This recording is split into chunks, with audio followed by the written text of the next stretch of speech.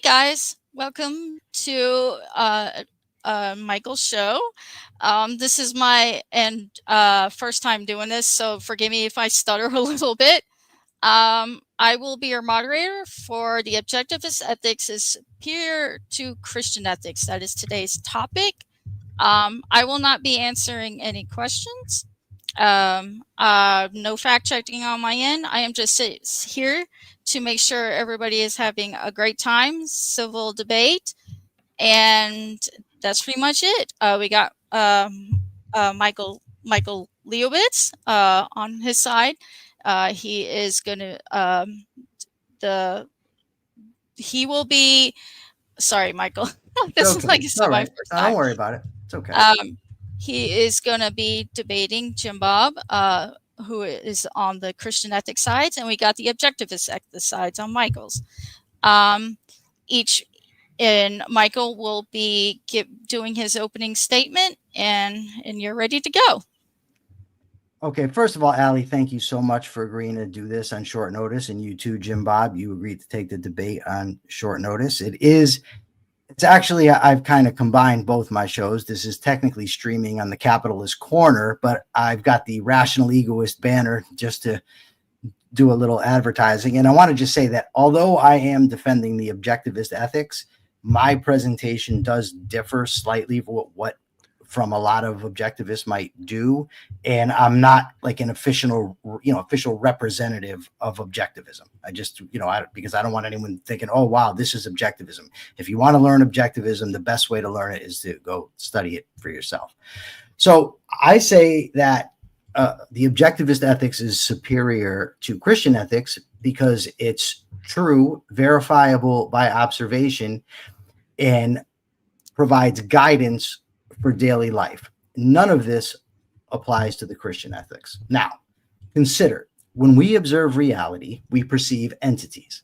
We see that some entities can and must act on their environments in order to stay in existence, while others can't act and don't have to act to stay in existence. Let me just bring my paper over here because it's giving me a hard time. Among the first class, these are what we call living entities: fish, bears, lions, humans, for instance. The second class, we see rocks, tables, chairs, and books. When I said that some entities have to act to stay in existence, what I was referring to was the fact that living entities must act in order to survive. They must act successfully to procure those things that their existence requires. Sharks eat fish, lions eat gazelles and drink water, pythons eat rodents, for instance.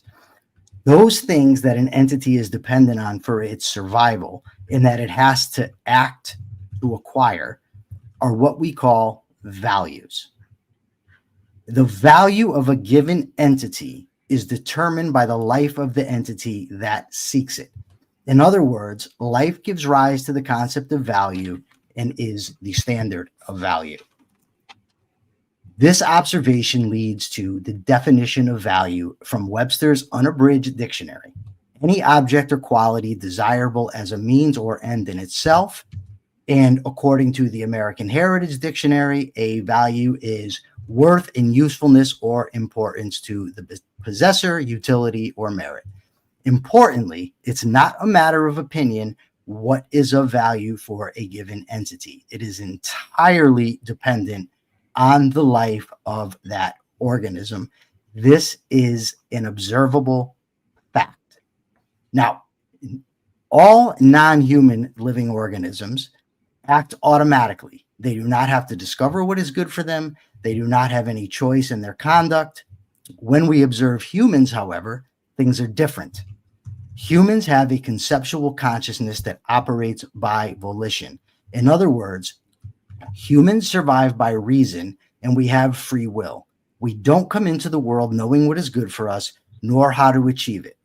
We can also intentionally act against our own lives and pursue things that are harmful for us, as is evidenced by overeaters, drug addicts, alcoholics, etc.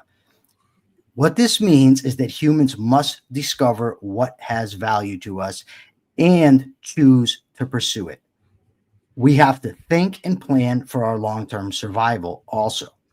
Otherwise, we can undercut our long-term interest by what we do today. Something might feel good now, but destroys my plans for the future, could even lead to my early demise. The way that we think long range is by means of concepts.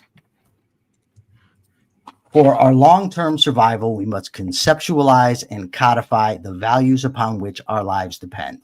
Importantly, this means to survive as who we are, meaning as beings with the potential for rationality and volition, with the potential for free choice. In other words, I want to survive as me, as Michael Liebowitz, with the potential for rationality, with my memories, with my emotions, etc., etc.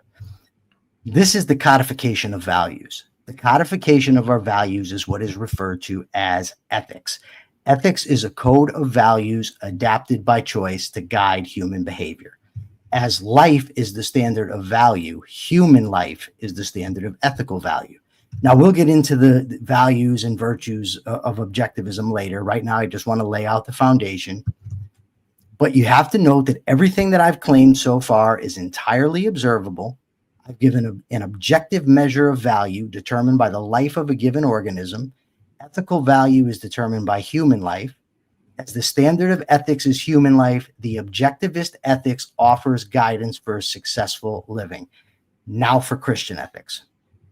It's important because in order to disprove my claim that objectivist ethics is not superior to Christian ethics, Jimbob can't just show that there's flaws in my reasoning. He has to show that Christian ethics is good. Now, in order to prove the truth of Christian ethics, he has to prove the existence of God, because God is supposed to be the base of Christian ethics. He has to prove that God exists. He can't skip this step.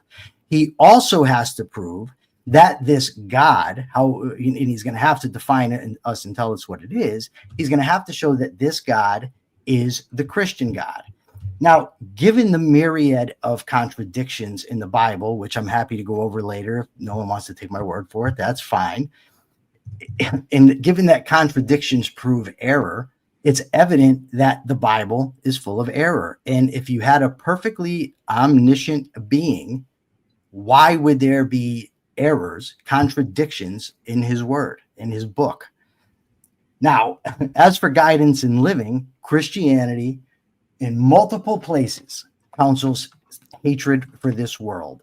So it's hard for me to see how it can offer guidance for how to live in it. For instance, John 2:15, do not love the world or the things in the world.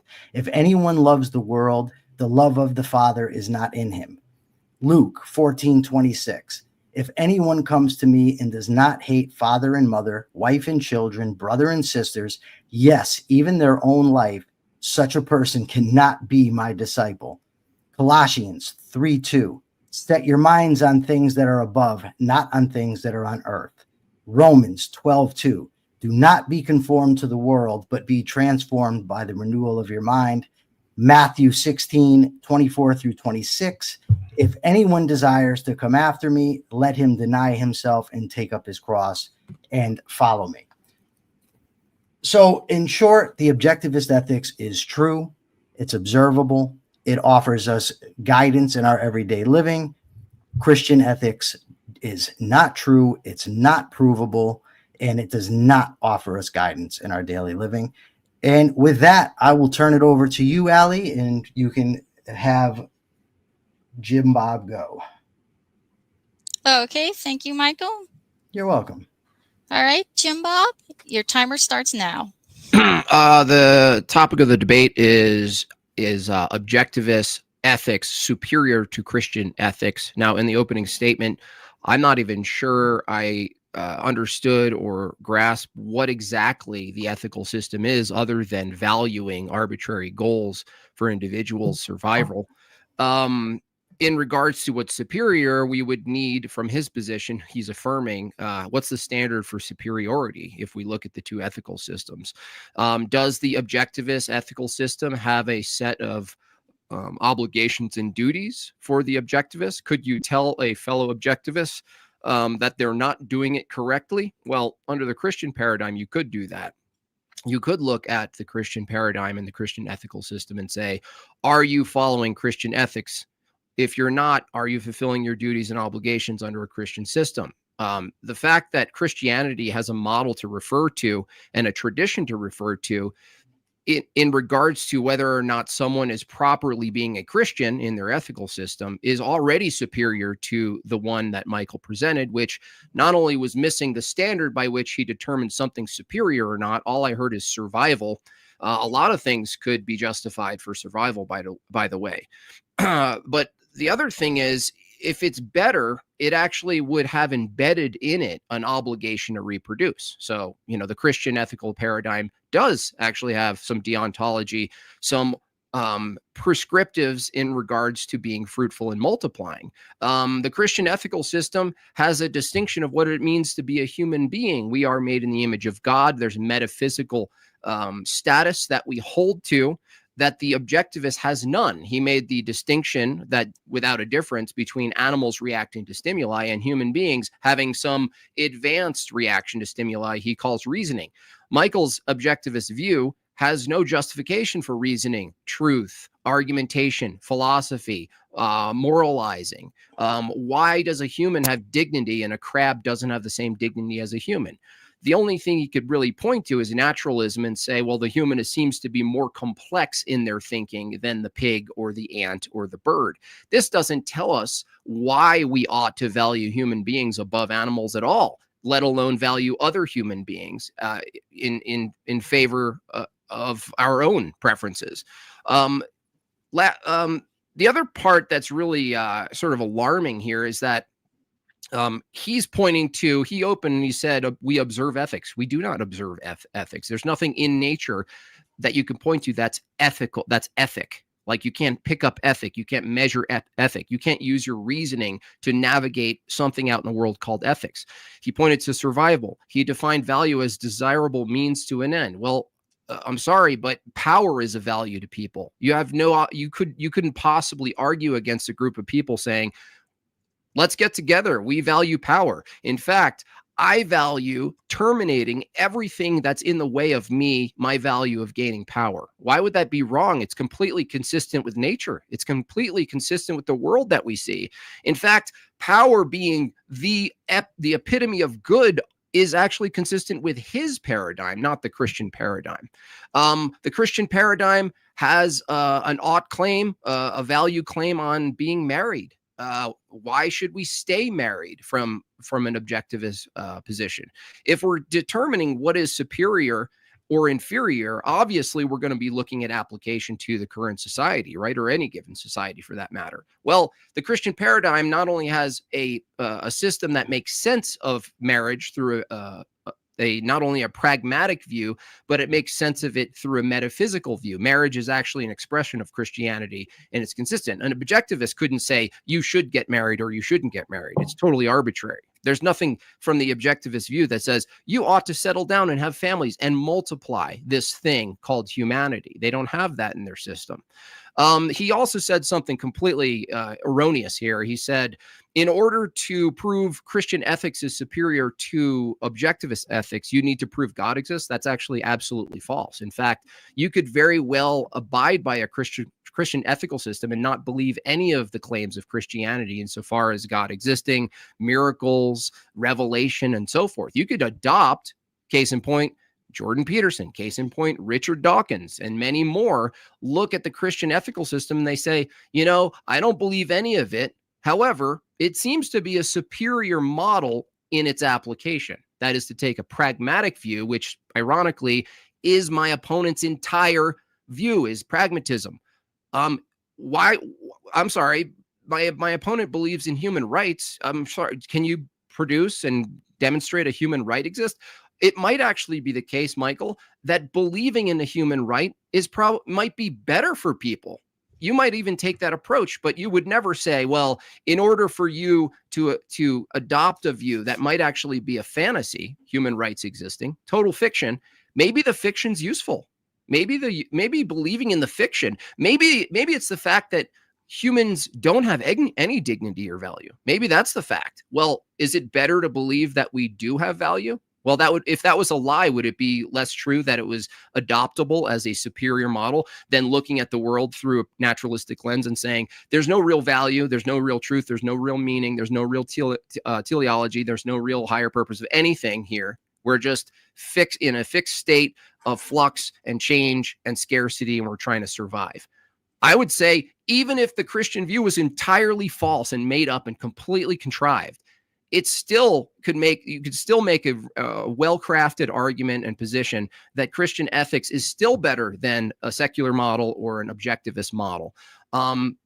I'm not sure what else to say here. I mean, Michael's the one affirming the position that an objectivist view, which he said is not orthodox to the normal objectivist position. I'd like to hear is how he's distinguishing the two, but I'd also like to hear what his standard for superiority and inferiority is. Is it outcome-based? Is it purely survival? Well, it seems to be the case that Christians are multiplying faster and better and more effectively than any of the secularists or I would say the objectivist thinkers. We're the ones who are actually multiplying the earth. We're the ones who are providing the next generations of kids. Why is that the case? Well, it's because of our Christian ethical system. Other than that, we have a hierarchical structure that reflects reality more accurately than the objectivist view. The objectivist view has no argument why power shouldn't exist or should be limited or what's going to inform those limitations, where a Christian ethical system sees the world through a hierarchical standard, through the Christian paradigm, which is patriarchal, which is accurately descriptive of reality, and hierarchical. That is to say, we all have duties in the world. Our view makes better sense of the duties of men and women in the world. The objectivist view has none of that. So I don't know. I'm not even sure how the objectivist view has survived. I consider it one of Ayn Rand's worst silent but deadly farts she's ever done in her lonely little apartment. With that said, I'm interested in going back and forth with Michael tonight. Okay, thank you, Jimbob. Michael, let me reset the timer and then I'll let you know. Okay. Michael, you have the floor. Your 7 minutes start now. Okay, the first question I want to answer is what determines an ethical system's superiority. And it's important to note what ethics are. Ethics is a code of values adopted by choice to guide human behavior. Why do we need human behavior? Why do we need guidance in human behavior? Because we don't come equipped knowing how to live. The standard of value comes into existence once you have life. Once you have a living organism, you have an organism that has to act in order to sustain itself. That's where you get value. There is no other standard of superiority than that which betters human survival. Now, here's the thing. Notice there's a slip, because this is one of the reasons I said you have to prove God's existence. Because in his outline to demonstrate that Christianity is superior, he uses the Christian standard, right? He says, look, we're commanded to be married, to stay married. How can objectivists tell someone to stay married? We can't.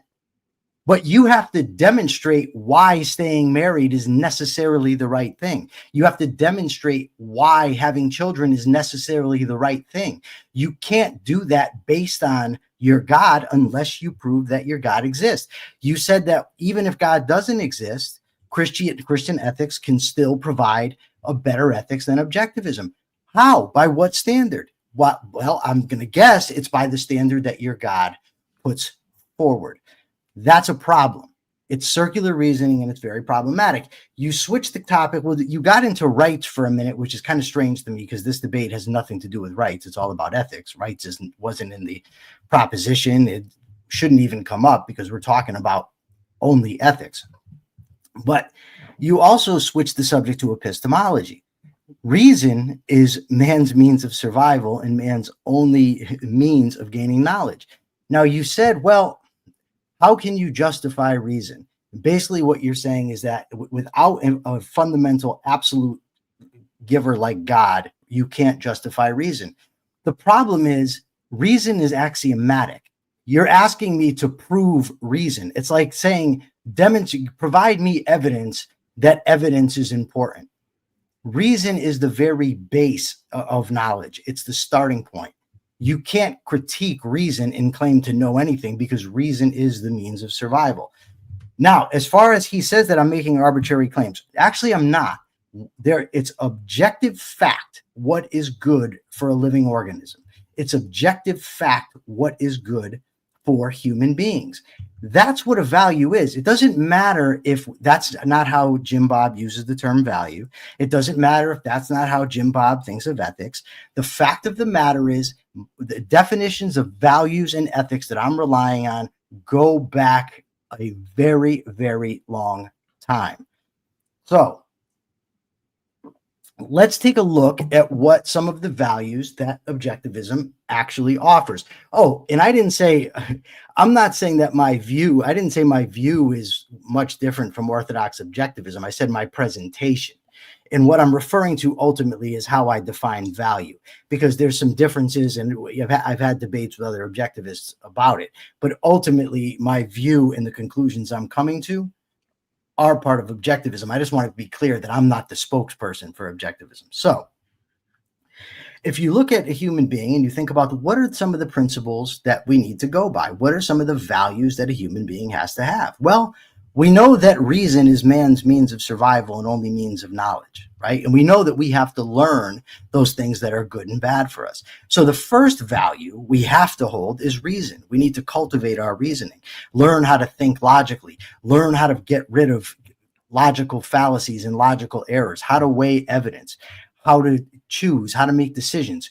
What type of relationship should I get into that are going to benefit me long term, that are going to fulfill my life, make me happier, make me want to continue living? So you value reason. Now, reason cannot operate without a goal. It can't operate in a vacuum. In order to work, it has to be directed. It has to have purpose.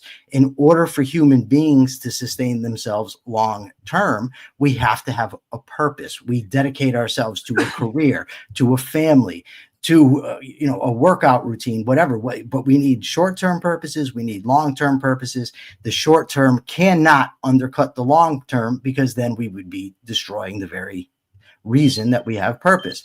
Now, we also know from observation and from numerous psychological studies that if people don't feel that they're capable of accomplishing their goals, they won't even pursue them.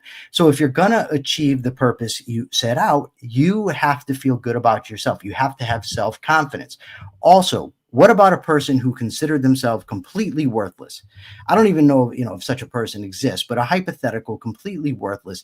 If somebody doesn't feel themselves worthy, they're not going to take the steps necessary to keep going, to survive, to flourish. So the person has to have a feeling of self-worth or self-respect. That's what we call self-esteem. So the three fundamental values in objectivism are reason, purpose, and self-esteem. These are the things that help a human being to flourish across a lifespan. Importantly, when we're talking about human life, Michael, you have under a minute. Okay, we're not talking about survival as a brute or a vegetable. We're talking about survival as a person. If it's me, it's as Michael Liebowitz.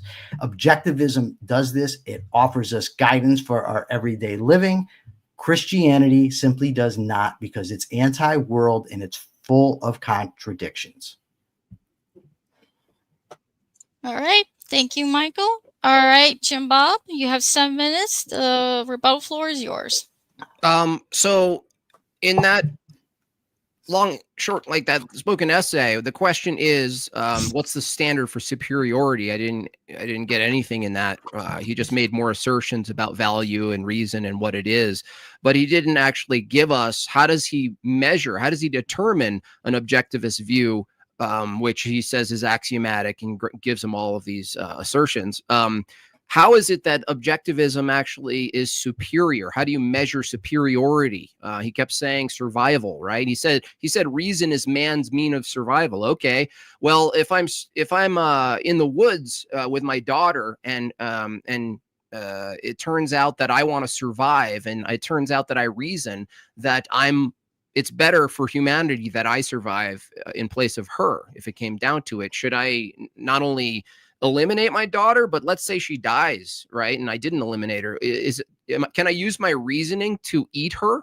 I mean, that's using reasoning for survival. So if you notice, when we're measuring ethical systems, if one system, the one Michael holds, actually permits, based on the survival and reasoning, that you can eat your own family if they die, it's totally reasonable. If you want to survive, eat your family. I mean, that's completely simple. I mean, that's simple reasoning, right?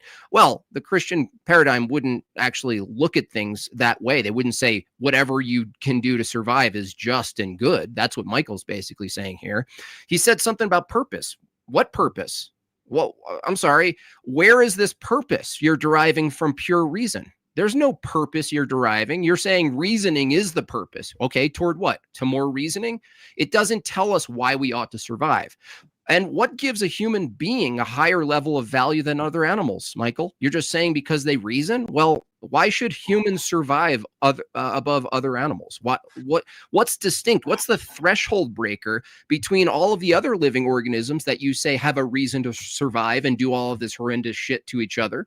And you're saying, well, humans are also animals, but we use reason and therefore we're valuable. Well, no, that doesn't tell us why it is, right? We're just more advanced animals from your view. So you can't answer this question. Why should humans survive over other animals? Why is that the case? What is it about humans that under an objectivist view can provide a threshold breaker between a symmetry breaker between animals, all other creatures, and us? Well, the Christian paradigm does have that. We do have that distinction. You also mentioned person. You said, Michael, I'm a person. Well, I don't even grant you person under objectivist view. Your metaphysics can't even tell me what personhood is. You're actually borrowing from the Christian paradigm. Personhood. That is a metaphysical statement. That's not found in reality. There's no personhood found under a tree or inside a body. You can't extract personhood. From your view, you're basically going to reduce to naturalism, physicalism. You're just an organism in a meat sack reacting to stimuli for means of survival. Well, I'm sorry to say, but there are a lot of things you can do, Michael, for survival, and under your view that have to be justified, and under my view, they're not justified. So I'm not even sure what you're arguing tonight. I still haven't heard what the standard is. If you take one ethical system and another, in this case, Christian ethics and objectivist ethics, what is the measuring tape? What is the ruler you're using? I still didn't hear the ruler you're using to determine one is superior to the other. What is it? How much time do I have? You have 3 minutes and 12 seconds. 3 minutes? Okay. So I want to go back to this. So he also said it's axiomatic. He said your reasoning's axiomatic. No, this whole foundationalist view where you grant yourself self-evident truths about reality, I don't grant that to you. I don't grant you any of that. From your view, the concept of person or purpose or any of these things, any of the values you have, they're just as illusory under your view as God would be. And you went back and you said it again. You said, in order to prove Christian ethical system is superior to an objectivist system, you have to prove God's existence. That's false. I've already demonstrated that a secularist could very well adopt a Christian ethical system in practice and not believe that God exists at all. People do it all the time. They borrow from a Christian view. They mimic the Christian view. They take some of the Christian view and they put it into practice and they say it's a superior model. You could even debate someone in the future, Michael, named Pine Creek Doug. He can argue pretty well to adopt a Christian ethical system. He'd rather live in a Christian society than a secularist society for certain reasons. It doesn't mean he has to prove. There's nowhere Pine Creek Doug has to prove that God exists for him to say, well, according to my values, the Christian ethical system, if I were to buy it and pick it up on the shelf of ethical paradigms and put it in the basket, I think it's superior to this other thing. There's no contradiction in someone holding a Christian ethical system without sufficiently proving God's existence. Now, you're trying to sort of like smuggle that in, but it's actually not the case. The reason I brought up rights isn't because you're defending rights. I brought up rights because it's an example of something that could very well be a false belief. And someone could argue that believing in rights and practicing in a society as if they exist might be superior to another ethical system that denies them. I'm not sure how you're going to get out of that.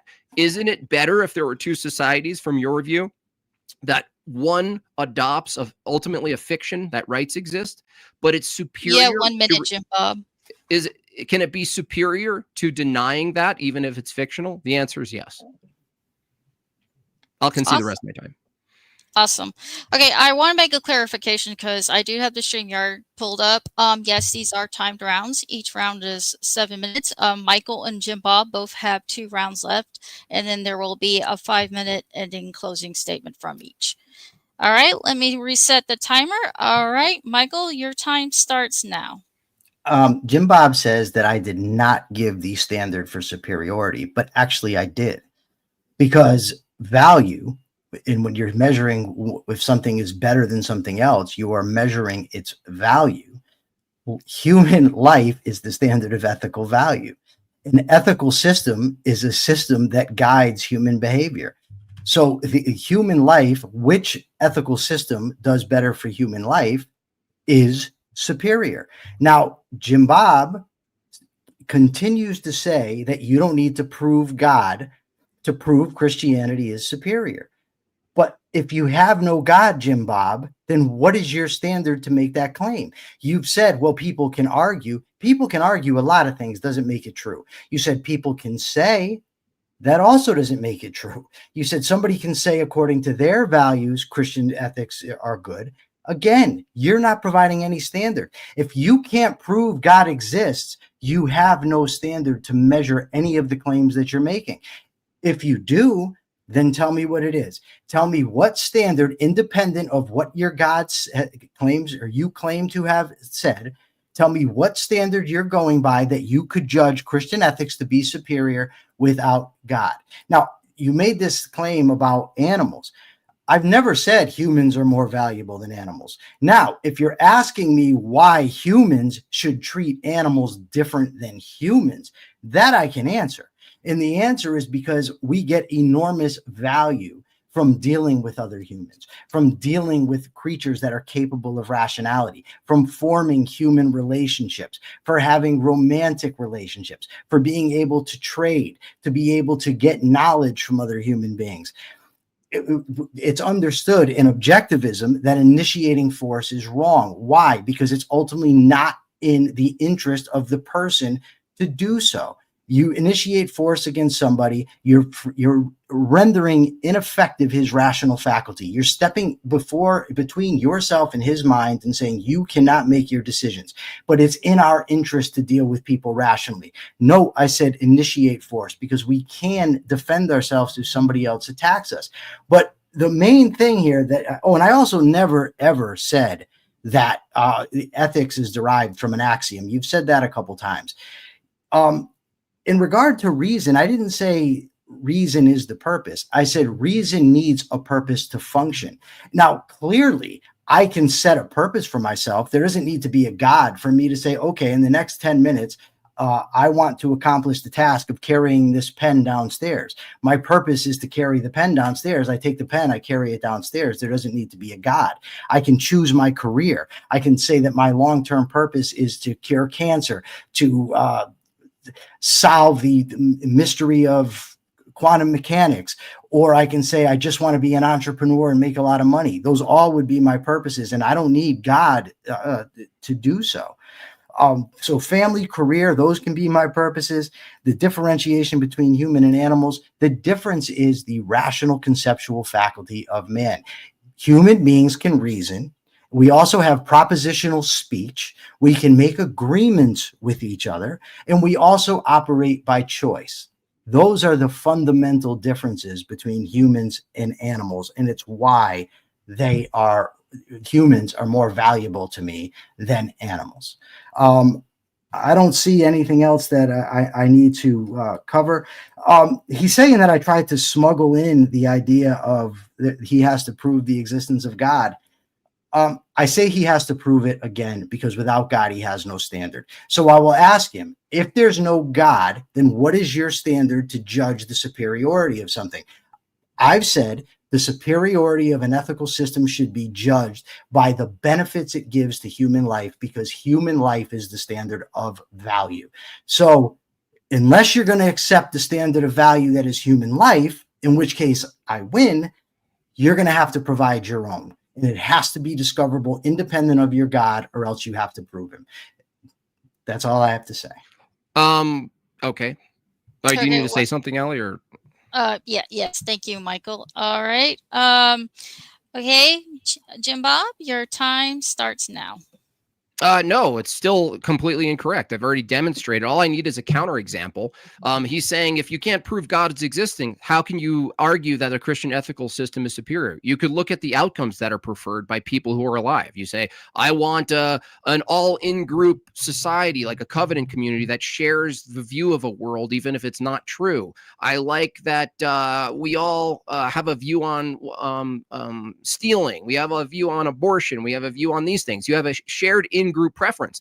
A shared in-group preference for Christianity already debunks your claim that a Christian ethical system can't be superior to another one that doesn't have an in-group shared cohesive ethical framework. It's already practically. So if you're going to look for another way to judge, which still you haven't given a standard for how you're going to judge one is superior to the other, I can tell you right now, holding a Christian ethical paradigm to your objectivist view, I already hold a view. Even if God wasn't real, I hold a view with other people that believe that it's our duty to multiply.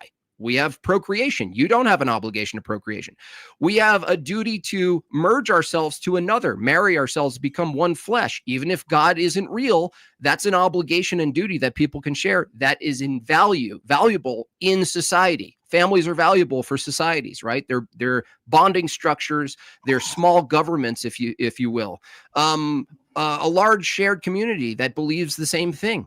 Ultimately, even if they are wrong that there's an afterlife and a God, you're arguing right now that there isn't an in real world application of value of a shared in-group preference of a worldview and an ethical framework.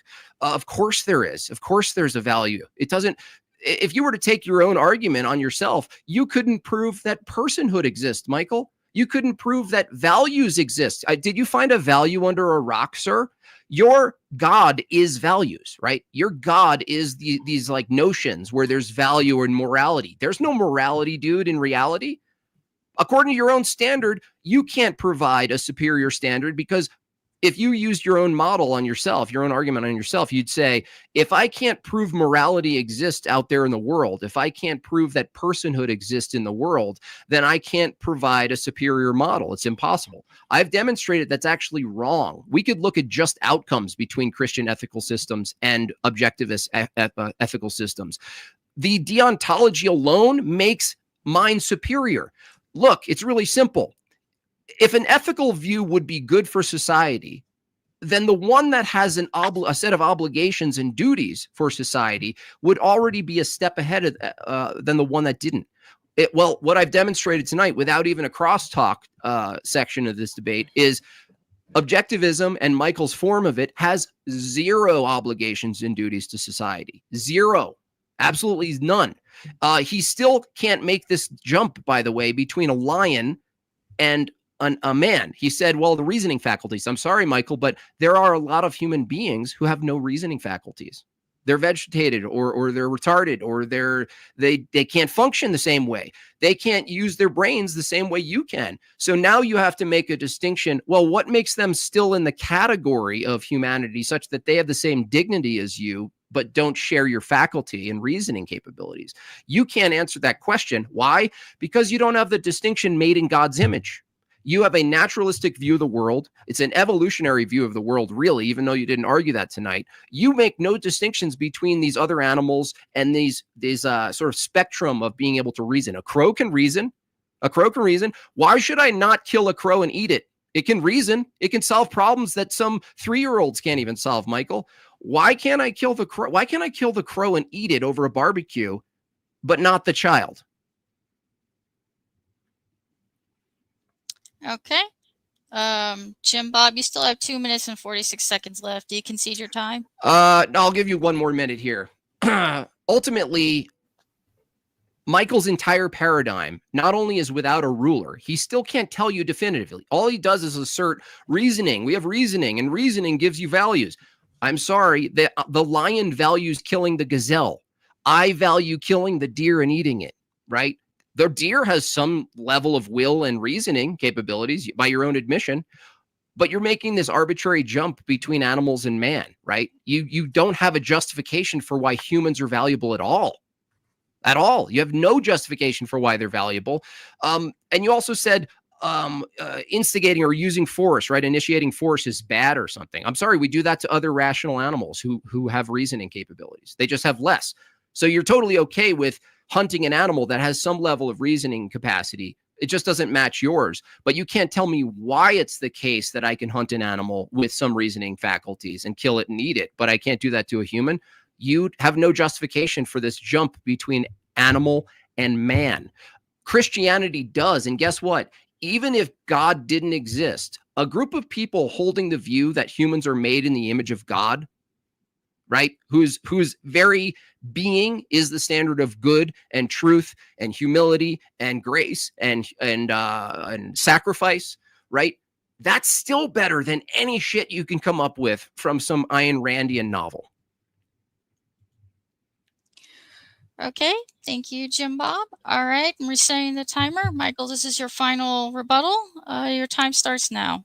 Okay, once again, Jimbob said, I never provided a standard of superiority. I've said it, I think, 3 times now. The standard for superiority is human life. The ethical system that is better for human life is the one that is superior. And I also stated numerous times that unless Jimbob can provide an independent standard to judge the superiority of Christianity, independent of what his God says, or he claims the God says, he has no standard, which is why he says things like shared in-group preference. These people choose, they want to live that way. The Manson family wanted to live a certain way. Does that make that ethical? Because they chose to? That would render ethics completely subjective. If it's determined by in-group preferences, then it's completely subjective and there's no standard of superiority. So again, Jimbob, what is the standard of superiority when you get to your turn that you're using if it's not something God said, and if it's not an objective standard, then it's completely arbitrary and subjective, and you have no basis to say anything's superior or inferior to anyone else. He said there's no morality in reality. The idea that because I can't see or touch a relational concept means that the concept is non-existent, then friendship doesn't exist. Then boyfriend and girlfriends don't exist. What we observe in life are relationships. We see actions, human actions, and we conceptualize things like friendship, things like romantic relationships, things like a person, he liked that movie. I can't reach out and touch like. You said personhood can't exist without God. I can experience personhood firsthand by introspection. I can see that I'm a person. You say you kind of mock the idea that humans and animals are different because of reasoning. It's not just that humans and animals can think about things and problem solve. It's that human beings have a conceptual concept. Conceptual faculty. We form concepts. We think long range. We make choices in a way that animals do not. Now, I'm not even saying that there's not some nascent sort of morality that might exist in some of the higher animals. Maybe there is, and it just hasn't been discovered yet. I ultimately don't know. I'm not an expert on animal, morality, but I do know that there's no animal on this planet other than us that can engage in propositional speech, that can engage in long-range planning, and that has freedom of the will. Those are huge distinctions between man and animals. He said that I claimed that reason gives you values. No, I never said that reasoning gives values. What I said is reason discovers values, that values are in the world. You can see that some things are good for living organisms and some things are bad. I said that the rational faculty of human beings, given that it's conceptual and volitional, is what gives rise to the subject of ethics. That's true. because you have human beings that don't come into this world knowing what to do, knowing how to procure the things that are good for them, knowing how to avoid the things that are bad for them. And given that we have to plan long range, we need a code of values. We need to conceptualize and codify how we're going to live our lives long range. But before I stop this, I just want to make it very clear that throughout this entire discussion, Jimbob has said that I have not provided a standard for superiority. I've provided it numerous times. Jimbob has not provided a standard for superiority outside of what he thinks God commands. And that's why he has to prove God in order to justify that standard. If he cannot prove God, he has no objective for superiority. He has no standard for superiority. I mean, he simply is asserting it, which is why we end up with people prefer and in-group preference, and it can be argued and things of that nature. With that, will concede the rest of my time and turn it over to Ali and Jimbob for, I think this is his final 7 minutes, if I'm not mistaken. You would be correct. Thank you, Michael. All right, Jimbob, your final rebuttal starts now.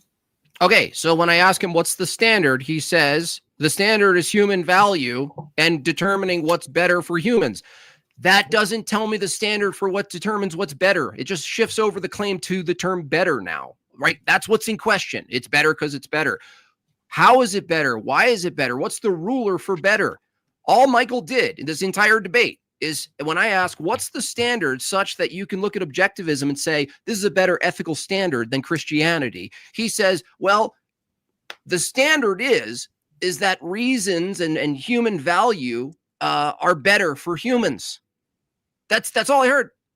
The word better with no ruler. Whereas I even used his own standard, his ambiguous, nebulous standard. And I pointed to, he said, I didn't provide any standard. No, I actually demonstrated that even without God being even true, I pointed to exact standards, that a way of measuring. I told you a deontology, a set of people who call themselves Christians. Isn't it better for humans to procreate? The answer is yes. Does objectivism have a moral obligation to procreate? No. Do Christians have a moral obligation to procreate? Yes. Do Christians have a moral obligation to maintain families? Are families good or better for society, right, than a bunch of splintered individuals who don't work together? Yeah. Families demonstrate a practice in unity, in collaboration, in workability, in valuing other families, right? There's an in-group preference for that. Just the set of preferences that can be produced from Christianity is already superior to objectivism. So I've already listed a couple of things. Is it better for a group of people? There's two groups of people, right? One group of people believes they were made in the image of God and all human beings have dignity. That's a view. Even if that wasn't true, isn't it still better if people believe that than a group of people who didn't? Well, I'm sorry to say, but Michael's view, even though he claims humans have value, he can't tell you why. How is it they have value? Were they created with value? Did he just discover I'm more valuable than the animals? Well, there's no justification for him claiming that, where the Christian view does have a justification. We actually have a category of what is a human and what a category of everything else that's living creatures. That is why the world actually makes sense through a Christian paradigm. So when he says, I've already given a standard, a ruler, he did not. He needs to now tell us all what better means, right? What does better mean? Well, I've just given one example that's superior. The fact that Christianity holds a position that human beings in their ontology, being made in the image of God, because they're gifts to the world, because they're made in the image of God, we ought value each other. We're made in each other's image, or made in God's image, and we share that with each other. From Michael's perspective, we're just different animals. We're just a different kind of animal. And he can't tell me the threshold, by the way. Let's say we go from a leech to a crab to a deer to a bear to a dog, right? They all have some level of faculty and reasoning. They do small amounts of reasoning. And he says, well, no, humans have concepts about concepts, right? We have the ability to think about thoughts. This is like sort of like double reflective, right? We have thoughts, reactions, and we get to sit atop and view them and make value judgments on them. He's saying, I agree with him. That's distinct. that doesn't tell us why we ought to value humans. That's an is-ought fallacy, right? You got to read up on Hume. There's no way to hold an objectivist view, make a moral claim or an ethical claim about the world without completely violating everything Hume established. The more honest, rigorous empiricist. There's nothing in the world, by the way, out there called values. You'd have to prove by your own argumentation, Michael, that values exist. If you're going to say, well, you can't tell me Christian ethics is superior to another model if you can't prove God exists. Cool. You can't tell me your objectivist view on anything is true or superior if you can't tell me prove purpose exists. Where is it? Prove the mind exists. Prove personhood exists. Prove the laws of logic exist. What's the ontology and the mode of laws of logic, right? You're the one appealing to reasoning. Where is reasoning in the world? It's all in your mind. Everything that Michael said tonight reduces to one thing: preferences. Okay, fine. Let's say God doesn't exist. Why ought a bunch of Christians find other Christians who share preferences and use whatever means possible for Christians to survive? Why not? You have no answer to this question. It's impossible to answer because you're stuck in an is-ought gap. You cannot bridge the gap. An empiricist cannot bridge the gap. A naturalist can't bridge the gap. And certainly an Ayn Rand fanboy, whoever you guys are in the chat, you know who you are, cannot bridge the gap. Objectivism is one of the most disgusting worldviews. Why? I'll finish with this. It permits all sorts of crazy shit in the name of, well, if it didn't violate anything, then fine, right? We could get into the social ramifications. You know, two brothers could actually get married and have a sexual romantic relationship under Michael's view. Is that good? Is that good? Is that a good ethical system? Someone could rent a cadaver under Michael's system. There would be no violation of personhood. That's just a sack of meat, right? They could just as well rent grandma's body out. Now, the reason I use these extreme examples is for a purpose. It's to draw out the logical consistency of his worldview. And his worldview and ethical paradigm, Bob, you got 1 minute, permits all sorts of things, both alive and posthumous things. He can't tell me why any of these taboos would be wrong. They don't pervert anything. Anything you see in nature, you might as well be able to do. Right? But then he says, no, I'm special pleading for humanity. Humanity's different. Those animals, the lion tears the head off a zebra, right? It's fine. That's what they have to do to survive. But then when a human says, well, this is what I have to do to survive, what can Michael say to that? This is what we have to do to survive. We have a group of people that says we need to take over neighboring tribes and take all their shit. And Michael goes, why? And we go, because that's how we survive and grow. That's our value system. We value growth and terrestrial gain. What are you going to say about it, objectivist? Nothing. You can't say anything. Okay, thank you, Jimbob, and that is time. Do y'all still want to continue, or just... No, I've got a girlfriend in the basement waiting for me to watch TV. So no, I can't go on much longer. But can I start my 5 minutes? Yeah, go ahead. Okay, first of all, I never said that the standard of superiority is human value. I said the standard is human life. Throughout this, Jimbob has over and over again misrepresented what I've said. Like he claims that everything I've said comes down to preferences. No, I've never referred to preferences, not once. Jimbob has referred to shared in-group preference, what his friends prefer, what some guy I don't know prefers. He preferred to preference, never proved God to validate his system, not once, never provided an objective standard to measure whether something's superior outside of his God. He assumes that we have to have commands in order to reproduce, which is just silly. He appealed to collectivism, to the collective human group as sort of a standard of superiority, hasn't demonstrated that. He tried to appeal to emotion and what grosses people out, claiming objectivists would count in sex between brothers and all kinds of weirdo stuff that these guys are into. I don't know what their obsession is with incest and with weirdo stuff, sex with animals, but objectivism certainly doesn't countenance it. If you really want to have a debate about that, we can. As far as just going and raiding other territories, the objectivist ethics, one of the fundamental things that are considered evil is the initiation of force. You're talking about initiation of force. If we want to debate why initiating force is not good for me, is not good for my group, for my long-term best interest, that's an entirely different debate. But you ascribe to objectivism a bunch of positions that simply are not there.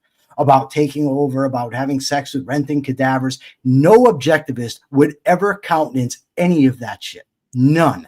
So basically, you waited to the end to have an emotional appeal, to bring in a bunch of garbage that's not true and ascribe it to objectivists when I simply don't have the time now to rebut it all. But throughout this debate, you've repeatedly stated things that I've said that I did not say, like I'm reasoning my morality from an axiom, that I'm depending on preferences, that I said superiority is based on human value. I never once claimed that humans have some special value outside of animals. What I argued for is why humans should value each other over animals.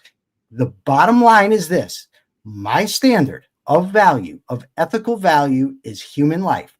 That which furthers human life, meaning my life. Humans are individuals. That which furthers my life long term is the ethical. That's my standard. Jimbob provided none outside of a God that he cannot prove exists.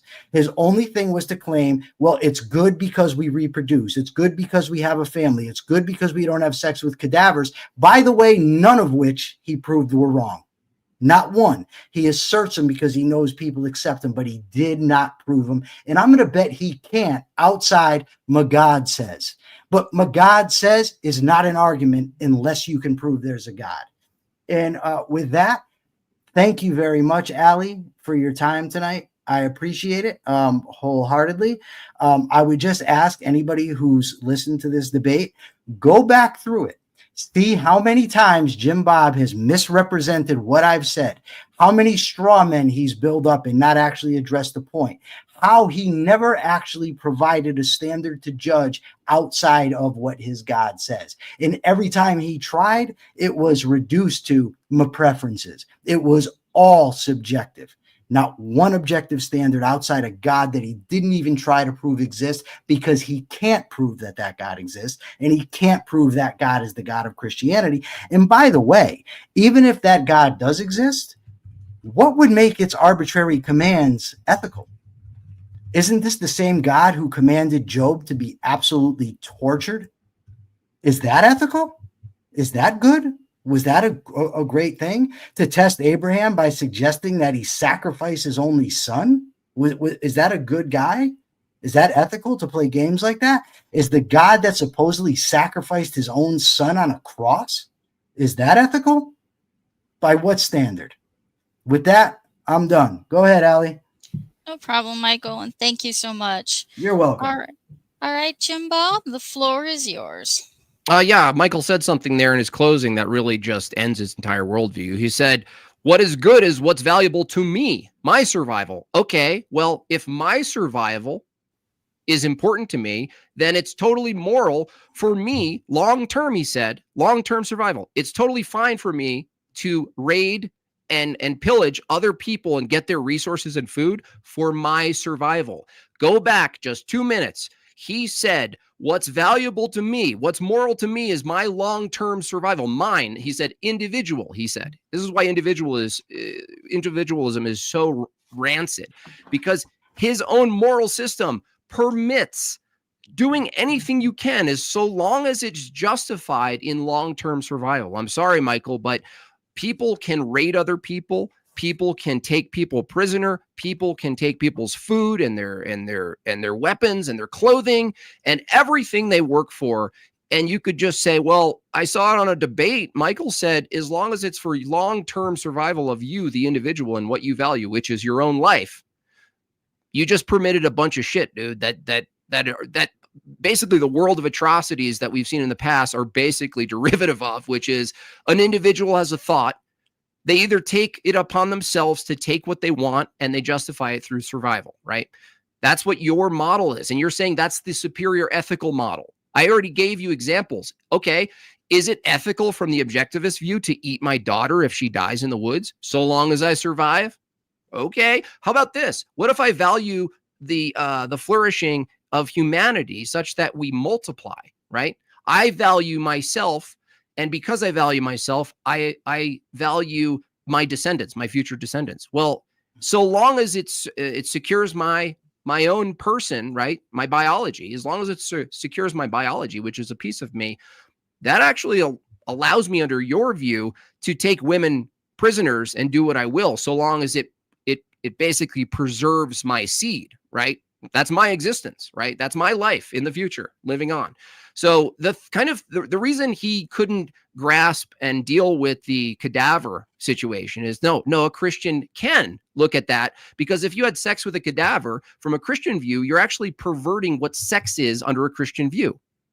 It's a perversion. So under a Christian view, you could actually say it's wrong because it's a perversion of something that God gave us with a certain order to how he gave it to us. And there are certain ways that you divert from that. And we call that perverse, right? We actually have a model that you can go away from. Going away from it is what we call sin and perversion. Objectivism has no perversion. There is no model to go away from. There's nothing wrong with a posthumous cadaver sex. It doesn't violate. You're not using aggression on anyone. They don't exist anymore. It's a body. It's literally a body. So the reason he basically said, these people are obsessed with this, right? This is how they say it. They say it's we're obsessed with it, so they don't have to deal with answering the question, right? He said no objectivist would be okay with this. I didn't ask if they'd be okay with it. Under the ethical system of objectivism, there's nothing wrong with it. I don't care if you got an ick factor. Under the Christian view, there is something wrong with it. Under the Christian view, there is. Under the objectivist view, there isn't. Same thing with the brotherly love, right? The two brothers in an apartment, romantic relationship. Sorry. He also said this, by the way. This guy says initiating force is evil. Notice how he doesn't tell us why it's evil. How is it evil? He just makes assertions and doesn't justify them. Why is initiating force evil? Okay, cool. So if I stop my son from going into the road, am I not initiating force and violating his will? So based on Michael's ethical system, that's wrong. Stopping people from harming themselves is immoral under Michael's ethical system. And he's here tonight to tell me and the rest of you guys that his objectivist standard of ethics is superior to Christianity. And I've listed about 5 atrocious things that under his own view would be totally permissible and totally consistent. And he can't tell me why they're not consistent. So instead, he has to call us obsessed with these. Well, sorry, Michael, we purposefully develop these hypotheticals because we know it tests your logical consistency. And there's two things that can happen. Either a person bites the bullet or they get squirrely. And we know which one you did tonight. Okay, thank you, Jimbob. All right, guys, that's it for the debate. It's been a pleasure. Could you do me a favor, given that this is your first live debate, Allie? Sure. If you have access to it, if you don't, that's fine. I can go through, but I would like to read super chats, which has habitually been a part of my debate platform. Okay, I'm co-streaming, so I don't know if you guys end the stream, my stream's over. I don't know. No, I just saw a super chat come across the screen. Yeah, I did get the YouTube channel, but it was like, I think about 10 minutes into it. I'm sorry. Do you need me to go back and read? No, here's the other thing. If you guys want, if you guys want to go, I'll just stay in the stream and close it. But I do want to acknowledge and read the super chats and engage with them because they were sent. I'm okay with doing it. I don't know how to do it. I know you just leave the studio, Michael. Just don't end the stream. Allie, you just take yourself down if you want to leave. And it'll just be me left reading the chats, and then I'll close out I'll end the stream. Or actually, no, one of you guys might have to. Yeah, because it's being streamed on. Yeah, it's your stream, Michael. Yeah, it's Michael's end the stream. Okay. Are there a lot of these things? There's 26 of them. There's 26 super chats. Jeez. They did pay, so it's only fair that he can read the top ones. Or I mean, I can start another stream and read them over there. It's just that normally debates they do include super chats, often questions asked from the audience, which helps engagement of the. It does. The thing is that this is a new channel. Yeah. So we don't have the amount of followers yet in order to get the super chats. Listen, I will stay say, but I can't commit to all night. You know what I mean? Like, how much time do you Well, need? we'll just read the super chats that we have, right? And I'll read them, and some of them will be just statements. Some of them might be questions you can even answer directly. Okay, it's 8:10. I've got to be done by 8:30. Okay, we'll turbo through it then. Okay, I'll do that. I'm not Okay. trying to screw your audience That's fine. over or anything That's like fine. that. Okay. Okay, so let's. Do I have to do anything? No, No. I'll read them on my side because Okay. I don't know if Allie, you can see all of it. Yeah, I okay? could see them. Oh, I you ju- can? Yeah, sorry. When the YouTube link was linked, it was like 5 minutes into it, and then I realized the YouTube comments were coming in. So They should actually also be on the StreamYard. On your StreamYard, they Yeah. come in, and you could actually do. put them all in a row. If you star them, they'll all be isolated actually on the right, but you don't. Yeah. You didn't do that Okay, yet. I see them. They're under starred. There Yeah, are 38 of them. Yeah. So you can go through. You can even bring them up on the screen. You know how to do that? Yeah, I do. Yes, sir. Okay, cool. Yeah, let's. Can just I run want through to? those Can I questions. ask you a question, Jim Bob?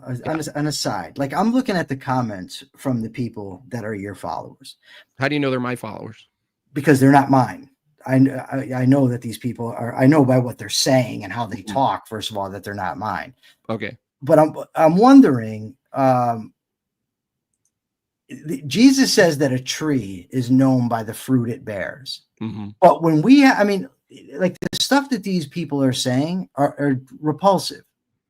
Does that bother you or no? Well, no, I mean, I'm not going to use your external standard of what you think fruit means and stuff like that. I mean, you're an atheist. You're not a Christian. So you coming in and saying, hey, listen, can I just kind of assert my view of Christianity on you guys? All right. You can't do that. No. Okay. So you are fine with the comments is what I'm asking you. Well, I don't know.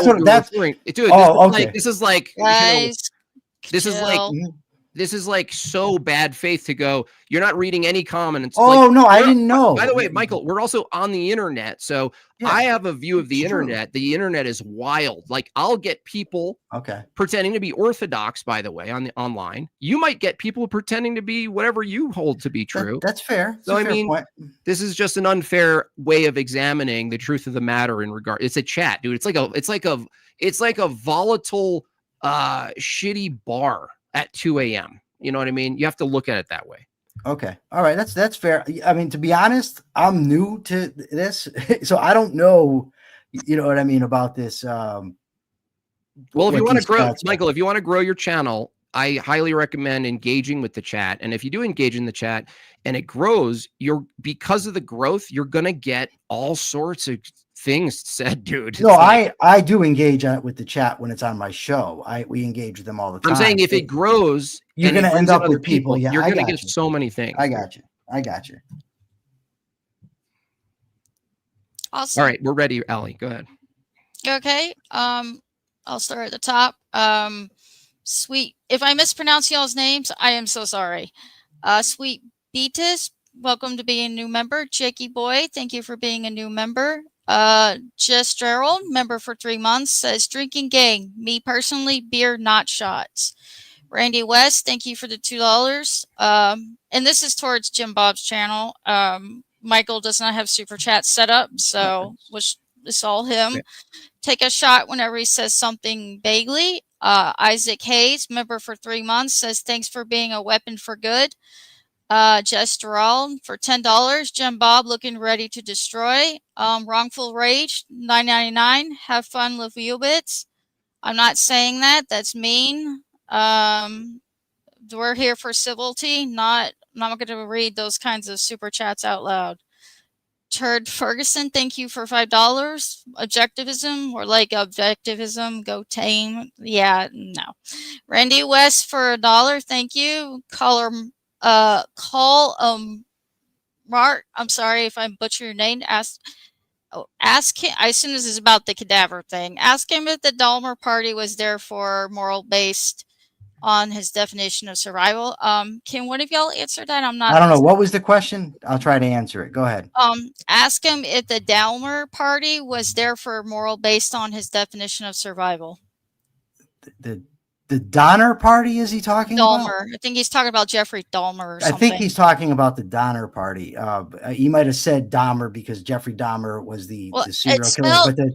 But the Donner, yeah, I think he just doesn't know how to pronounce it. The Donner Party was the party. They were stuck, I think, in the woods, but I'm not sure. Maybe it was the snow, and they ended up cannibalizing each other because they couldn't survive. My answer to that question is that self-defense is always acceptable morally. So if you're in a situation, right, ethics is a system to guide human behavior through life. Now, sometimes in life, you end up with a situation that is not the norm. Like if I'm out with what Ayn Rand called and Murray Rothbard called lifeboat questions, right?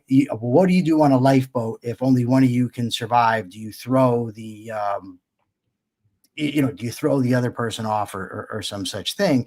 The problem is that that's not what we're normally faced with. But if I'm on a lifeboat with someone and you're asking me, I don't think it would be unethical if you throw the person off. If you're not in normal circumstances, if your absolute survival depends on things, then certainly extraordinary measures could do it. You could, if you're eating people, if that's what you needed to do, if they're dead and you're out in the woods somewhere and you're going to die a horrible death, sure, go ahead and do it. That doesn't mean you can take your daughter into the woods and kill her and eat her just for the kicks of it. They're two completely different contexts. That's something we really didn't get into in this debate. I mean, even if we went for 3 hours, 5 hours, there's always going to be things that you can't get to. But ultimately, ethical decision making, it takes. But why does it have to be extreme though? Like you said, whatever aids to my personal survival long term. Yes.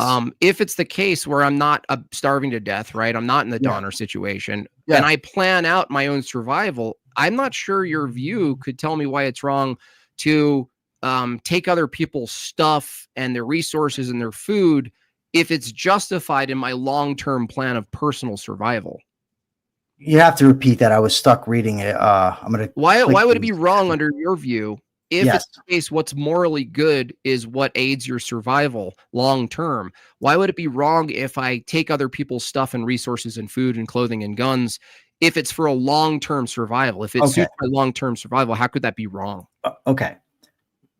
First of all, it would be to engage in a massive contradiction, right? Because I'm holding principles of action for myself and I'm violating those in others. That's the first point. Secondly, by going to do that, I put myself at all kinds of risk of retaliation. If I did it, for instance, in American society today, I'm risking prison, risking retaliation by the people in general.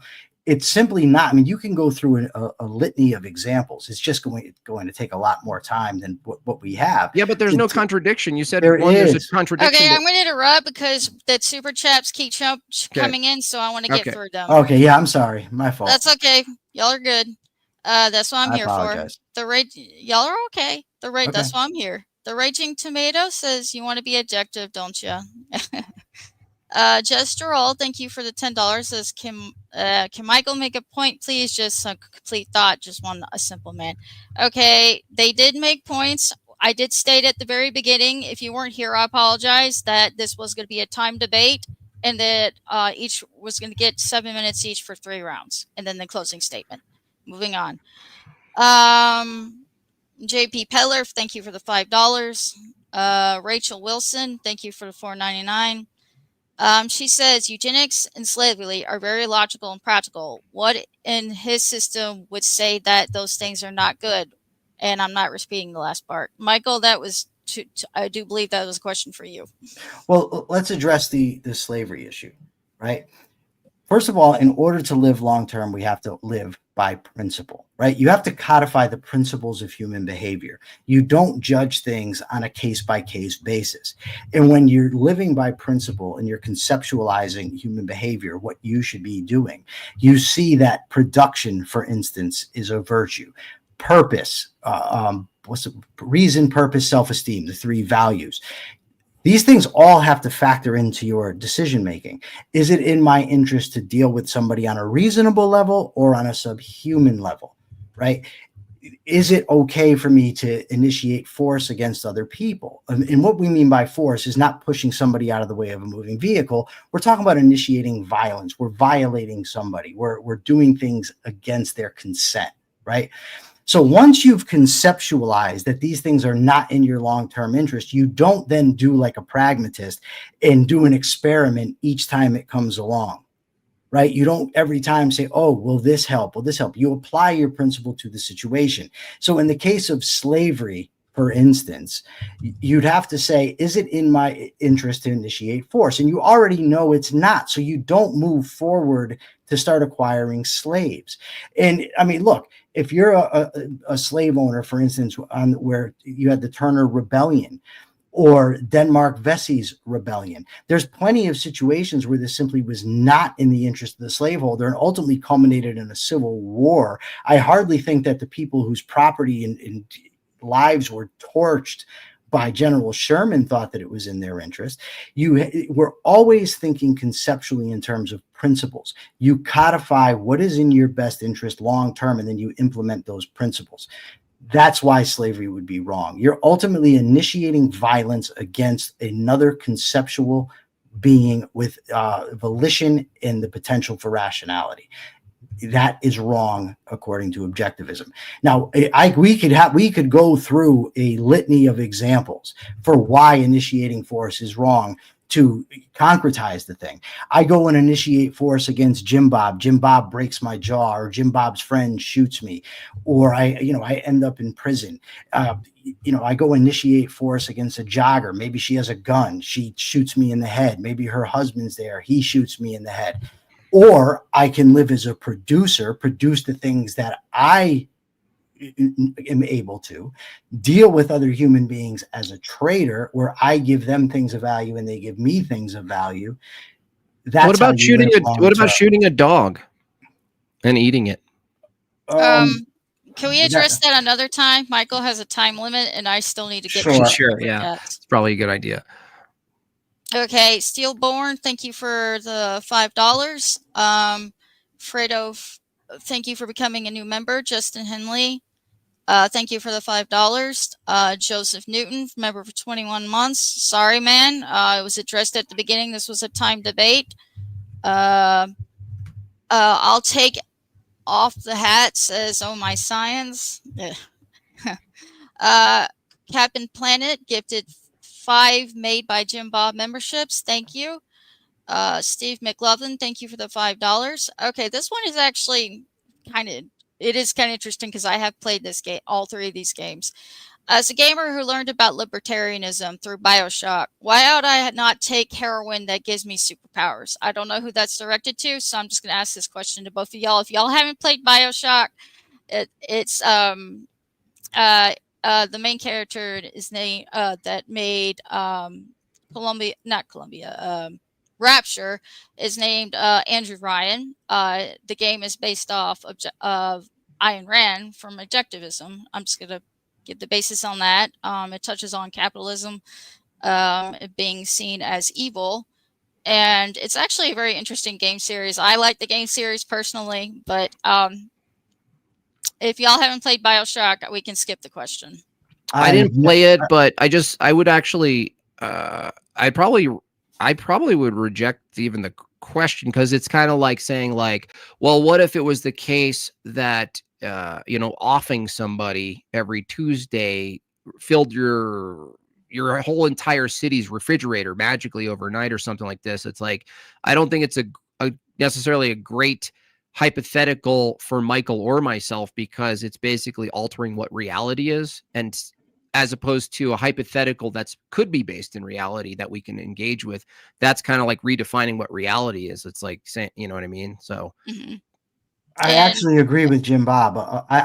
Right when you said, if I'm given a superpower, because then, okay, what if I could flap my arms, fly out the window and go and steal Jimbob's hat and come back and put his hat on, and then all his followers followed me? You know what I mean? Like, it's just, that can't happen. So true. I'm also not a libertarian. So, I mean, that seems to be the assumption. I did used to call myself a libertarian, but so maybe that's why. I don't know. I got you. All right. Cool Barracuda is a new member. Welcome. Sarah says duties. Daniel, thank you to $4.99. Yeah, moving on. Randy West, thank you for $2. Let's smash the goal, ya nerds. Jester All, $10. Thank you.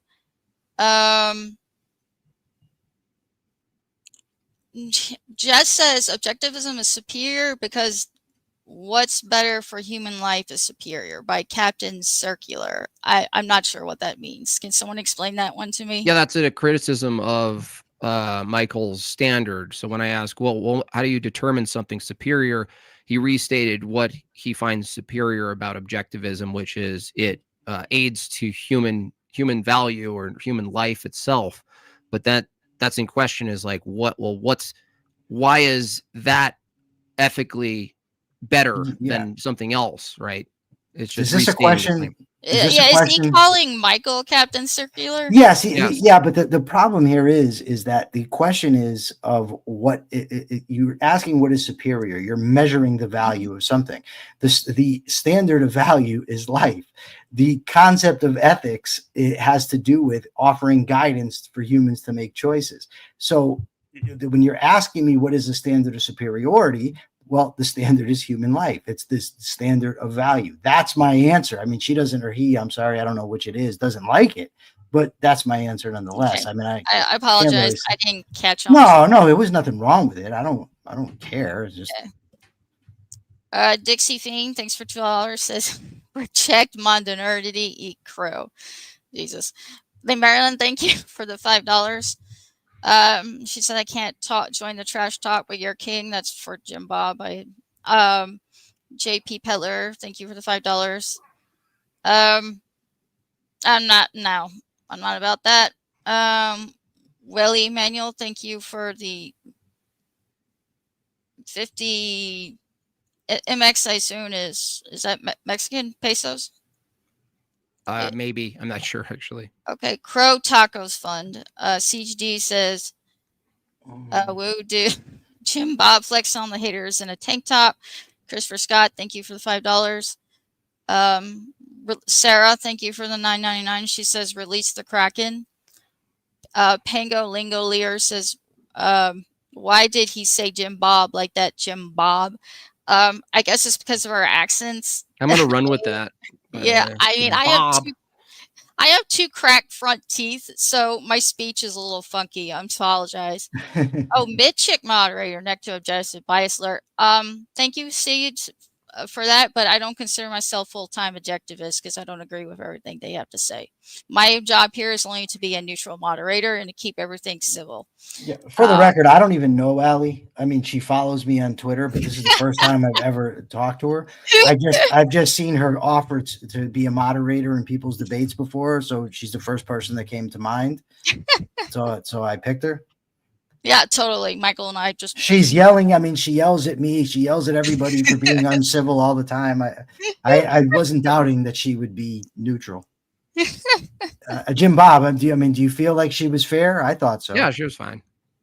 Watermelon, thank you for the $10. What's the point if there's no cross point? Like I said, I did state at the beginning that I would only be here to be civil. If y'all were disappointed that no cross point, I don't know what to tell you. And next time when they do this, they can add someone that can do a cross point, and I can just be the moderator to make sure everybody's just chilled. What is cross point? That's a suggestion I can throw out there. Interrogations of each other? Yeah. Okay. Yeah. Andy D, thank you for being a new member. Ms. Jafare, $2. Jimbob, he wants you to get a victory steak. Bread, thank you for the $10. Yeah, no, I'm not repeating that. Not salmon fish, thank you for $2. I don't get this one. It says they are potterists, not Satan, 0 men in the books. What is that a reference to? I'm not sure. If you could verify in the chat, not salmon fish, what you mean by that. One of the two can look at it and see your name. Sarah says shit. Thank you for $4.99. Yes, I did the sound effects. William Elliott for $9.99 said Michael literally had no standard to judge anything that a Christian asserts. If you judge a Christian by your standard of a Christian, I'll just judge you by the standard of objectivist. Do you have a comment towards that, Michael? I don't know. I think he's referring to when I was asking Jimbob about the chats. Actually, what I wasn't judging by the standards of objectivism. I was going by what I know about Christianity. Love your neighbor as yourself. That do unto others as you would have them do unto you. So, when I see that, the type of things that people are saying, I'm just guessing that, I'm not guessing. I know that is not in line with mainstream Christianity. There might be, there's a lot of different sects. That's why I asked the question. So, you can judge me, but wait, are you saying it's good to love thy neighbor as thyself? No, I'm saying according to Christianity, that's what you're supposed to do, is love your neighbor as yourself, do unto others as you would have them do unto you. That's not a good standard, or is that a good thing? Or do unto others as you would have do unto you. I actually prefer Hillel to Jesus in this regard. He said, don't do unto others that which you yourself find hateful. I think it's better because the do unto other standards is a positive command to action. And there's people, if somebody's a masochist, for instance, that would like people to do pain to them, well, then that command would have them doing pain to somebody else. And there's also been a lot of using that. And I'm not saying it's justified. I'm just saying people have used it as an attempted justification for all kinds of, the Inquisition, things of that nature, because I would want somebody to save my soul. Therefore, I'm going to do to them what they need to happen to save their soul. So, honestly, if I say, base level, it's okay. But I think if you take it down, break it down, I think it's not, it's like, I think it was Santayana said, don't do unto others as you would have them do unto you. They might not share your tastes. Okay. Not Salmon Fish sent another $2 and said that's all the white crystal chicks, Harry Potterism. I think he's just referring to mysticism as the fantasy Harry Potter world. I think that's what he was getting at. Sorry, I didn't catch the reference earlier. Jack, the guitar god, said, yeah, well, I'm just going to thank you for the $4.99. Jordan Flores, question for Michael: are you making them at night? I don't know what he's asking about. What making them at night? Like, what is that a reference to? This was said at like 8:17. I think this was like one of the afterthought super chats. I'm sorry, I was reading Paul Laddick's art debate on over here. Did you ask me a question? Yes, maybe you could answer what Jordan is saying. He said, question for Michael: are you making them at night? I don't know. What am I making at night? I don't know. I don't know, Jimbob. Do you know what he's talking about? No. Okay, moving on. I usually sleep at night. I go to bed at about 9:30 every night, so I'm probably not making. I go to bed around 8. I'm actually up past my bedtime. Paul Laddick is having quite the debate on my. Jimbob knows him. He's having quite the debate on my Twitter thread here. Does he debate outside of X or not? I don't know. I don't know him. I only met him from Stara's show. Okay, I'm not reading the super chat because it's inappropriate, but Jason Castle, thank you for the huge donation of $99.99. Jimbob appreciates it, I'm pretty sure. Contemporary Compendiums gives $5. He said, or she says, I'm sorry, I don't know your gender. Many civilizations were built on slavery and lasted for hundreds of years. Do either one of y'all have a comment on that? No, it's true. How thriving those civilizations were is serious, certainly debatable. What ended up happening, or the individual relationships among people, I don't know. It's very difficult when you look at somebody else and ask, how is this affecting that person? Like, how does it affect, for instance, this is a hypothetical. I know how it would affect me, but that's because I think it's wrong. But, how does it affect somebody to hold other human beings in bondage? Is it psychologically healthy? I would say no, but I'm also not living in Rome in, 6 BC. So, it might be a different thing. You have to. Michael, what if keeping someone in bondage was the pathway to their survival? Would it be moral? To me, See, this to me is like the question that the guy asked us earlier. No, this is actually possible. No. The reason I'm saying it, that it is, it's on it. Let's just say there's a continuum from hypotheticals that happen every day to a hypothetical that's physically impossible, right? I cannot fathom a situation in my life where holding a human being in bondage is in my long-term interest. Really? I can give you one right now if you want to hear one. Where I could do it and it'd be in my long-term interest? No, anyone's. It doesn't matter if it's yours or anyone, because your view is that is it moral to survive? Like if there's an instance, Michael, where keeping someone in bondage against their will not only aids to your survival but theirs, but you're actually still violating their will, you would have to say from your view that's good for both of you. No, it would not. I do not believe that we have the right to use force for other people's benefit. No. If it's for your survival, it would be good. No. But you said it would be good for both of us. You have to understand that when I say survival, and getting into these conversations with you is really taking me over time, but I'll answer the question. When I'm talking about survival, it's not survival as just some lump or some drooling savage.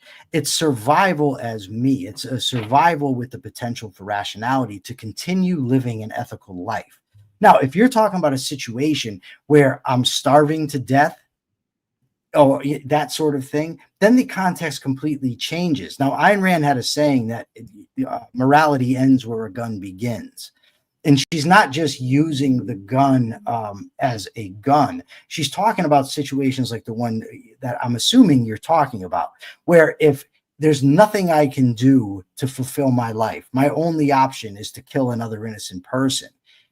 It's like there's a gun at my head at that point. No, you could just die. No, I could just die. That's the thing. That's the thing. When I debate vegans, Michael, I go, is there any, reason you could eat an animal? They go, no, I don't need to. And I go, need to for what? They say survive. And I say, okay, right. You're going to starve, right? And then they say, yeah. And I go, can you eat the porcupine now? And they say, yeah. And I go, why is your life more valuable at that point then? No, I get your point, and I don't even disagree with it. I think you're right. My point is, yes, you could just die. Of course, I could just die, but I don't want to die. There goes your entire ethical model, though. No, you it's said not. What's no, good because and moral is what's for your survival, but you don't need to survive. So, Jimbob, it doesn't matter if I need. No, Jimbob, it doesn't. Yeah. No, what you're saying doesn't. That's the problem. Is it doesn't follow because you're not listening. It's an entailment of your view. It's not. You can go back. Okay, we can move along, but you can go back. You actually quickly and very concisely said, what is valuable to me is my own survival, and whatever aids my own survival is morally good. Yes, but what was the end of that, Jimbob? What was the entailment of that? You can just die. If I could just die, you don't need to survive. And would dying be good for me? Well, if you die, that's done. Just the end of you, right? That's the end. Yeah. Yeah. So why is it morally good for you to survive above anyone else? I never said it was morally good for me. You're looking at morality, and this is a broader question, and this is actually be a good debate from a deontological perspective, as if it's contextless duties that you have as a human. I reject that view out of hand. Context changes and can alter the ethical stature of what I'm doing. So if I'm going to put in a situation where I either have to kill Allie or I'm going to die, and that's my only options, I'm taking Allie out. And I would expect her to do the same. The problem is I'm never going to be in that situation. I've been in some very, very hairy situations in my life, but I've never been in one that even approaches what you're talking about. Ethics is supposed to guide human behavior in daily life. We could think of all kinds of qualifications. It's like, okay, if you have a command not to lie, Kant would hold that you should never lie under any circumstances. In my view, if the Nazis are at my door and I've got Jews in the basement hiding, I'm going to lie my ass off to them because self-defense is appropriate. A deontologist would say, no, you have to tell the truth. That's not my view, but that gets into meta ethics even more than what our discussion got into. And then you have to differentiate between type of ethics and which ones are appropriate. I hold that the ethics is appropriate and correct, that deals with human choice, human volition, doesn't have duties imposed on us from out. It's about causality. What is good for me long term? It's not just okay. But survival. Michael, can there be a case? Guys, we gotta keep moving. What's good for me? What's good for me long term? Isn't it consistent that what's good for me long term is to take people's stuff? How about this? We schedule another debate, and we can have these questions answered in another one. I got to get through this. I would do it. I would do it. About we'd have to basically debate the appropriateness of the initiation of force, and in order to do that, you'd have to completely accept, for the purpose of the debate, all my prior ethical claims, because otherwise I'm just gonna have to go back. But I would certainly do that. I'm not opposed to it. Okay. But I'm 9 minutes over. How many chats do we have? I think we got about like 7 left, but Okay. I'll get through them quickly. Okay, let's go through them. Weiler, thank you for the $5. Consummary Companium, thank you for the $5. Well, I did mention at the beginning, and I'm not going to repeat it again, that I did say it was a time in civil debate. Sarah, thank you for the $4.99. I am reading the super chats, but you're in my house right now, so I will get to choose what part of the super chat I get to read. Moving on.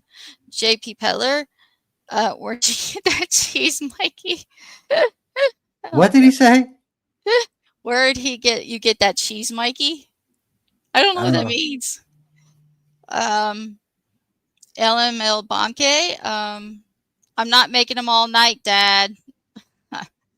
Okay, Rachel, both of you are terrible at this. Having no business behind the camera. Find a new hobby or welcome free advice. It's not free advice when you paid $4.99 to give the advice. Moving on.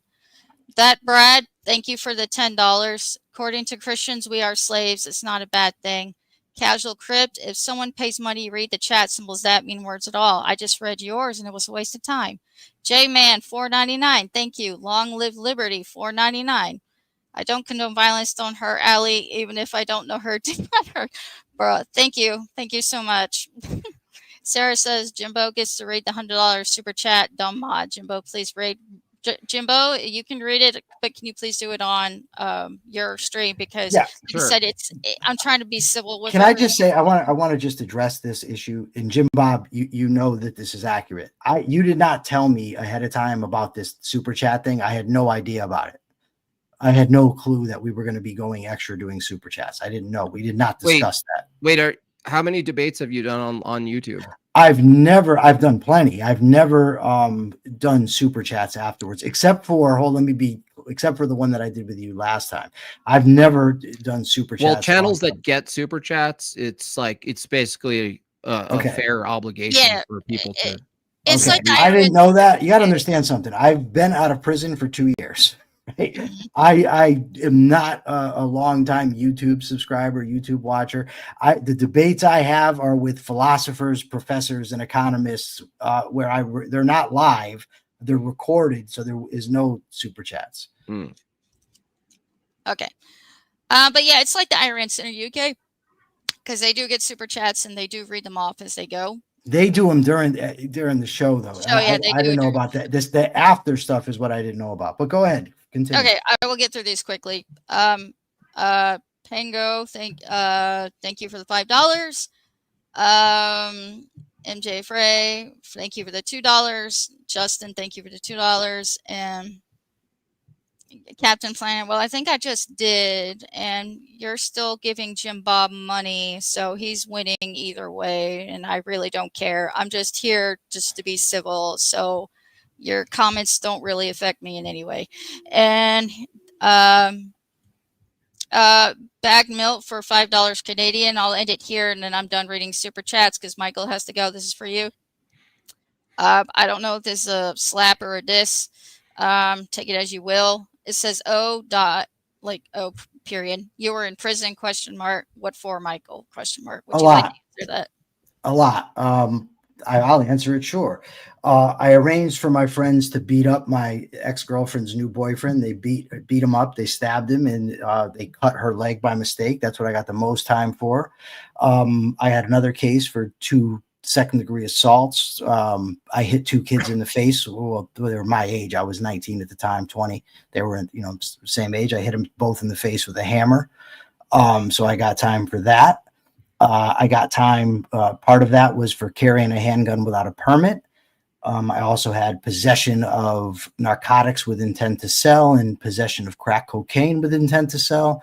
Another second-degree assault for a fight. That's what I was in prison for. Did 25 years, was originally sentenced to 33. Got an abundance of time knocked off because they concluded, my prosecutor, reduced my sentence. I had a lot of support in the community, including among conservative politicians and conservative talk show hosts. Wow, everything got silent. Here's the thing. Just a quick note on civility. I know what it means to be very, very uncivil.